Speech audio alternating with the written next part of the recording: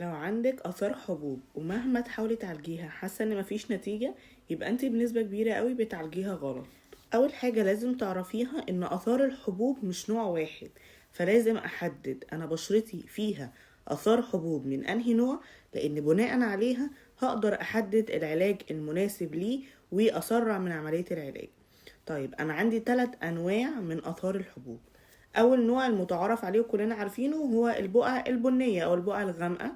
تاني نوع وهو البقع اللي بتكون فيها احمرار كأنها التهاب كده بيحصل بعد ما الحبوب بتتعالج على طول. تالت نوع وهو الحفر او الندبات، وده شوية بيحتاج وقت اطول اكتر وبيحتاج تدخل بقى من عيادة، يعني بيحتاج ان احنا نعمل بقى ديرمابان وحاجات تانية او جلسات تانية للعلاج، علشان مش بيتعالج بسهولة بالكريمات العادية او الكريمات الموضعية.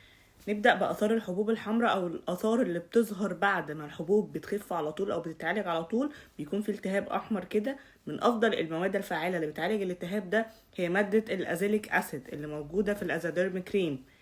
الأزاديرم كريم امسكوا كده، هحط لكم برضو صورته، في تركيز 20% من مادة الأزيليك أسيد، وموجود برضو في كريم سكين ريتش بتركيز 14%. مادة كده لذيذة كأنها بتعمل تقشير كيميائي، بتعالج الكلف والتصبغات وبتفتح البشرة، ومع الاستمرار عليها بنلاحظ ان البشرة اتشدت وبقى فيها جلو حلوة قوي.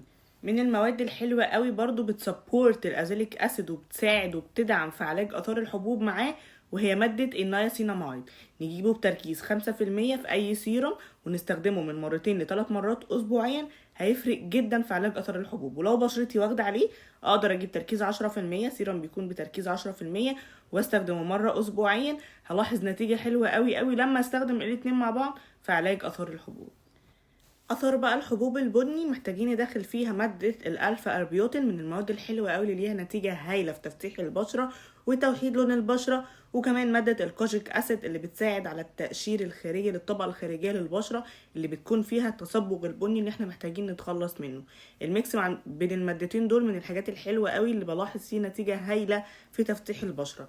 زي البرودكت ده ديرما اكتي وايت، ده في ميكس ما بين المنتجين، هحط لكم برده صورته عشان تكون اوضح. وكمان معانا سينامايد وفي بانثينول لترطيب البشره، فاقدر استخدمه في علاج اثار الحبوب البني والحمراء، ويعتبر هو روتين لوحده لتفتيح البشره اصلا. بس طالما هستخدم اي روتين لعلاج اثار الحبوب يعني في نسبه تقشير كيميائي، فاكيد لازم هستخدم معاه واقي الشمس على طول صيف او شتاء، ولازم مرطب مناسب لنوع البشره. الترطيب مهم قوي قوي في الخطوات دي. وبس كده، ده كان تفاصيل عن علاج اثار الحبوب سواء كانت الحمراء او البنيه، وروتين سريع كده يساعدنا ان احنا نتخلص منها. لو حابين تفاصيل اكتر اكتبوا لي في الكومنتات او ابعتوا لي في الرسائل، وهرد عليكم بروتين المناسب لحالتكم بالظبط.